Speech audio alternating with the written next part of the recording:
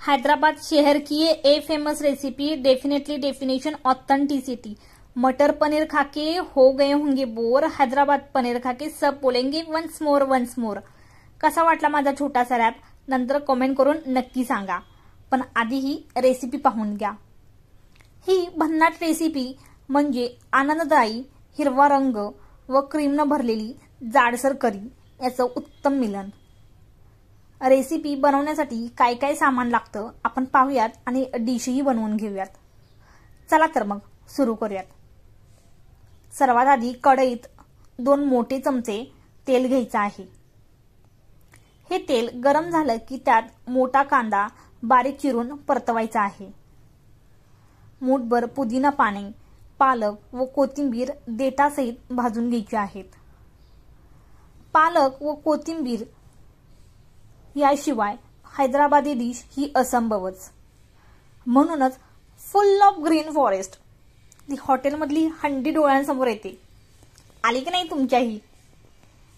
त्यासोबत 2 हिरव्या मिरच्या, 1 इंच अद्रक, 5-6 लसूण पाकळ्या, मोठा चिरलेला टोमॅटोही तेलात परतवायचा आहे। क्रीमी आणि शायनी टेक्स्चर येण्यासाठी 5-7 काजूचे तुकडे टाकायचे व मिश्रण थंड होऊन द्यायचं। जोपर्यंत हे मिश्रण थंड होतंय तोपर्यंत पाव किलो पनीर घेतले होते। त्याचे आयताकृती रेक्टँगल शेप मध्ये क्यूब्स करून घ्यायचे आहेत। ते क्यूब्स तेलात फ्राय करायचे। इथे मी दोघांसाठी पाव किलो पनीर घेतलं होतं, कारण या डिशची ग्रेव्ही ही खूप दाटसर असते। सर्व पनीर फ्राय होईपर्यंत मिश्रण थंड झाले असेल तर ते मिक्सरला वाटून घेऊ। तुम्हाला या ग्रेव्ही मध्येच वाटताना पाणी टाकून घ्यायचं आहे, नंतर शिजवताना टाकायचं नाही। आता आपण फायनल जी तयारी केली होती त्याचं प्रिपरेशन करून घेऊयात।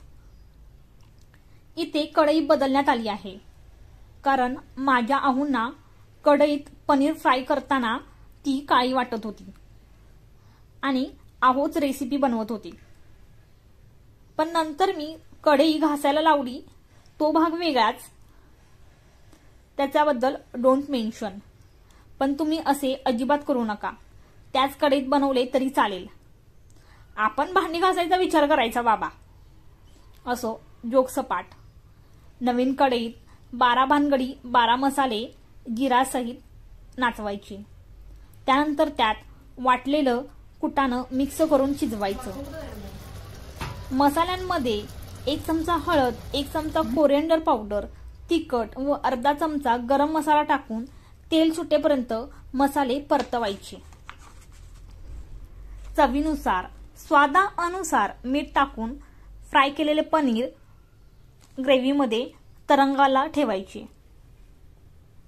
आता क्रीमी टेक्स्चर आहे म्हटल्यानंतर क्रीम टाकणं तर बनतच, म्हणून अमूलची क्रीम त्यामध्ये थोडीशी टाकून घ्यायची आहे व ती मिक्स करून 3-4 मिनिटे झाकण लावून शिजवायची। झाली तुमची पनीर हैदराबादी डिश तयार। करायला चटचट, खायला झटपट। रेसिपी आवडली असल्यास कॉमेंट, शेअर, सबस्क्राईब करायला मुळीच विसरू नका। आणि अशाच आमच्या नवीन नवीन रेसिपीसाठी पाटील धाब्याला लाईक करा। थँक्यू।